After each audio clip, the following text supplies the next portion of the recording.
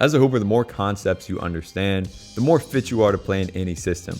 Whether it's a pickup game with random people, your friends, maybe an actual team in a variety of systems, the players who understand the core and advanced concepts in basketball always have an advantage. So in this video, I'll quickly go through a ton of concepts that I find to be absolutely vital for each and every player to understand. These won't be deep dives into each one, but more so a baseline understanding. And if you do a good job of developing these and applying them on a daily basis, you'll be surprised at how much better you get.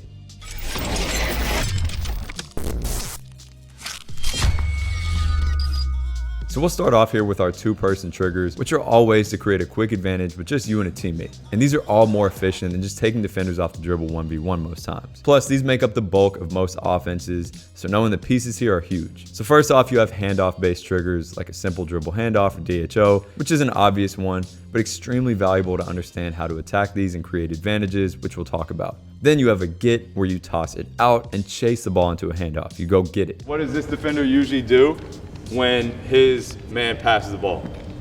Either looks at the ball or he just relaxes. He's like, all right, here's my rest. So take advantage of that by, as soon as you pass it, you are sprinting into it. These are incredible for creating some confusion and momentum heading into that handoff. 3 really quick reads that you guys can make. First one here is very simple. I'll get you guys started. Just sprint off, get the handoff. Okay, now you guys have, if you roll here, a 2v1 situation right there, okay? So what are a couple more reads that you guys can make off of this handoff or this get? Shoot it.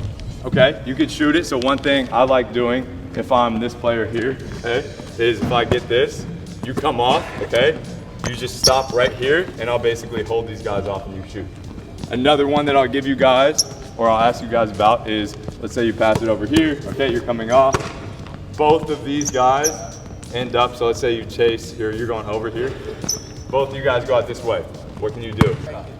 Fake it and keep to the basket. That's going to be one that you guys can really look for a lot, okay?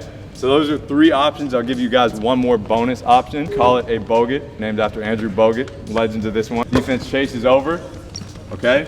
From here, so you're going all the way around. You're going to turn here. Don't hand it off just yet. You keep it, okay? Keep cutting and throw it over the top, okay? So that's where you kind of fake it here, pivot, and throw it over the top there, okay? Obviously, that's a lot of information for you guys to think about, but those are 4 really good options that you guys can use to score off of this. And of course, there are more ways to attack this, like after the handoff, twisting the ball screen if they go under it first. Just get creative here. Now, next in this category, we have grenade handoffs, where this post player will start with the rock, usually dribble uphill or away from the basket, and get into a high-speed handoff. Think about it like trying to get a grenade out of your hand ASAP.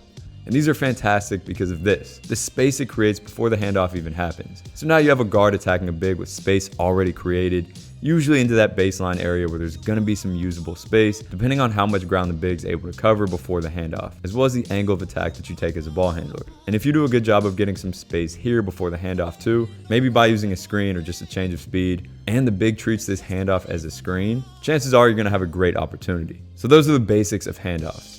Now let's get into some ball screen concepts here, actually starting away from the screen with a lift. The movement of this player is essential for how well a ball screen works, because if this corner player stays there, this tag defender can now play between 2 much more easily, and neither of these players are open. If he lifts up, now the tag either has to follow him or stop this big who's now rolling downhill, which leaves this hook pass to the weak side open. So this concept is super important to understand for both the off-ball player and if you're coming off the ball screen, making sure to look for this. Similar to this is rolling and replacing, where you have a guy in the paint and they sprint out to replace this spot as that big rolls.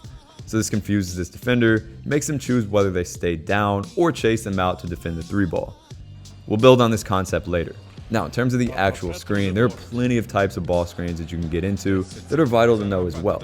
And we'll get started with a twist screen, where they'll start setting it one way, and they kind of spin over to the other side, which often confuses this defender a bit and makes it tough for them to reorient their position to play it well and get over. You also have a ghost screen, which is basically a fake ball screen. I talk about these all the time, use them a lot, because the confusion it creates either opens up the screener for a long closeout, or the ball handler can attack this from there, as this defender is now distracted and maybe even gets chipped a bit by this screen, or fake screen, I guess. Worst case, you get a switch, and now it's over. Then you got flat screens, which are basically ball screens where their chest is facing the opposite baseline. So there's no screen left, screen right. The ball handler can really use it any direction. Obviously, this makes it tough to defend and is a great way to get downhill momentum towards the rim. Oh, and you can ghost this too.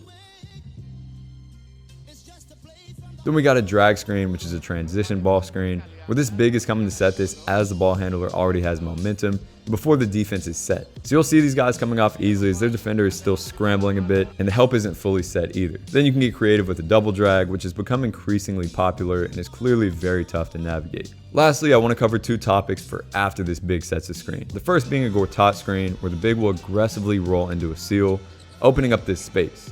As a guard, if you're patient enough to hold this guy off and let your big get downhill on this roll, you'll often have this little window of space to get through all the way to the rim. And then lastly is a short roll where these two defenders fly at the ball handler, leaving this pocket of space open for the big to catch and then make a decision. As a big in today's game, this is necessary. Being able to make this pass as a guard is just as significant. Then our last on ball is a give and go, the OG, but one that will work forever.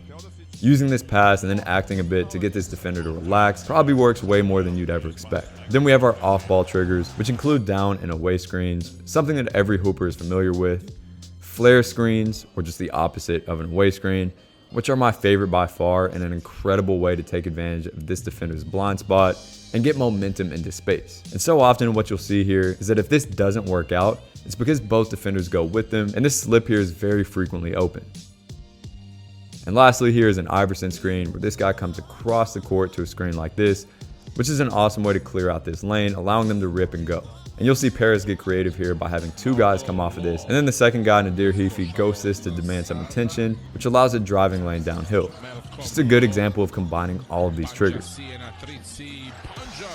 Now we'll get to some three-man actions. And what you'll notice is that a lot of hoops is built around essentially 3v3. You just have two players on the weak side. So knowing these is key to understanding any offense. We'll start with the zoom, which is simply a down screen into a handoff. There are a number of ways you can get into this and areas on the court that you can run it, but the premise is that you're freeing up space for this guy to come off of this handoff with a bit more of an early 2v1 advantage, which causes the defense to now scramble a bit more, and this affects the rest of the court because now defenders have to overcompensate, and it's easier to make stuff like this happen. Then we have a pistol where three players will start roughly in the corner, the wing, and the slot with the ball in the wing. And from here, there are a ton of options. A pistol chase is essentially a get out of this. You can go handoff into a ball screen. You can lift the corner to come off a staggered ball screen. The possibilities are limitless, but this is a fantastic way to get an offense started. Next, we have a Spanish screen, which is basically a ball screen and replace like we talked about earlier. But now as this player is replacing or coming up, they're looking to screen the big's defender on the roll. Sometimes you'll get the roll open, but more often than not, this screen will actually cause both players to stop the roll, and the screener will actually end up open. Or there's so much chaos going on that the ball handler has way more space to attack or shoot. Then we got a blind pig, which is one of my favorites. It's a crazy name, but it's amazing for when this guard is getting pressured. On these, the big flashes up to catch the ball, and the guard being pressured then takes off to go behind them for a handoff, now with a ton of momentum. This one takes some precise timing for sure, but is always beautiful when it works out. Then we got a post split, which is made famous by the Warriors in their prime, and is built around the ball going to the post, and then these two players splitting. So running by each other to create confusion, maybe setting a screen, cutting off of it, just finding ways to throw these defenders off and create a nice pass into an easy bucket. And lastly is a horn set, which again has thousands of options, but starts with two players, often bigger guys, on the elbows or right above them, and then playing from there. This usually involves some sort of ball screen, but again, this could be a 2-hour video in itself.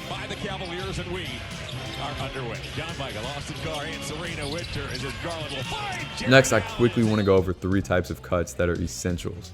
The first being a 45 cut, or a cut from the wing, the 45, which are most often seen when you drive middle from the wing. The defender gets distracted by the attack and leaves this cutting lane open for a nice finish. Then we have a baseline cut, which are open a ton, whether it's off a cross-court drive, a back door, or a teammate in the middle of the court attracting a ton of attention. And then we have secondary or follow-up cuts, which is when one player catches it on a cut, and since everyone looks that way, they want to stop them. A second cut opens up, and this one's usually even more open. And lastly, let's dive into some concepts that bring all of these together. The idea of a hockey assist is probably a good place to start here. So background here in hockey, they credit this player, the one that makes the pass before the assist, for an assist as well. It's like a pass to assist in 2K, and understanding how important this is in basketball is key. Sometimes you won't have the angle or the timing to get it to the scorer, but setting someone up who does is a great skill to have. Next is the importance of skip passes. Most of y'all probably know what a skip is, of course, but I just wanted to illustrate how powerful they can be to flip sides of the court and shift the entire defense. This may not necessarily lead to an open shot, but what it will do is take advantage of the defense's shift towards a strong side, force them to shift to the other side of the court, and therefore create long closeouts in space early in the play, which leads to a nice advantage.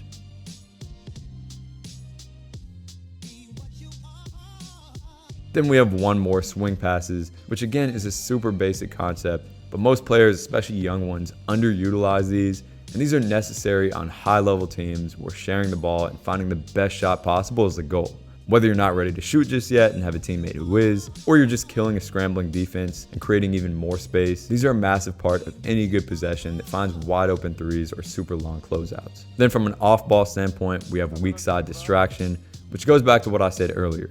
Most of hoops happens here, but being able to stay active on the weak side to occupy this help can make or break an offense.